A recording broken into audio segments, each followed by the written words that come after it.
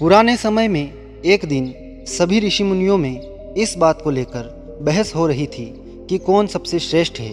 काफ़ी समय बाद भी इस प्रश्न का सही उत्तर नहीं मिल सका, तो सभी ने सोचा कि हमें वेद व्यास जी के पास चलना चाहिए। वेद व्यास जी ने शास्त्रों का अध्ययन किया है और लेखन भी किया है। सभी ऋषि मुनि व्यास जी के पास पहुँचे।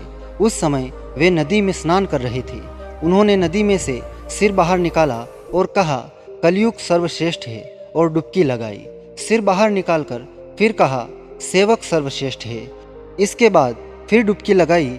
इस बार सिर बाहर निकालकर बोले, महिलाएं सर्वश्रेष्ठ होती हैं। कुछ देर बाद जब वे नदी से बाहर निकले तो सभी ऋषियों ने कहा, हमारे मन में जो सवाल था उसे आपने जान लिया और उसका उत्तर भी दे दिया, लेकिन इनका आधार क्या है? व्यास जी बोले, आप सभी का प्रश्न है कि सर्वश्रेष्ठ कौन है। मैं कहता हूँ, कलयुग, सेवक और महिलाएं सर्वश्रेष्ठ होती है।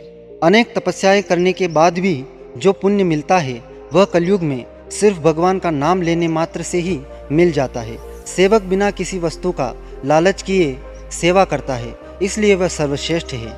महिलाएं कड़ी मेहनत करके परिवार और बच्चों की देखभाल करती है, इस कारण वे सर्वश्रेष्ठ होती है।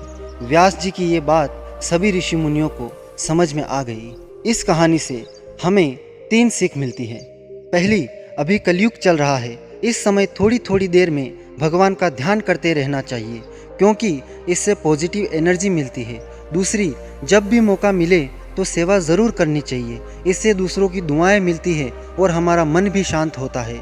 तीसरी सीख ये है कि महिलाओं का हमेशा सम्मान करना चाहिए। जो महिलाएं घर में रहकर अपने परिवार और बच्चों की देखभाल करती है, उनके लिए ये बात ना सोचें कि इनमें ज़्यादा समझ नहीं है, पढ़ी लिखी नहीं है, इसलिए ये घर में रहती हैं।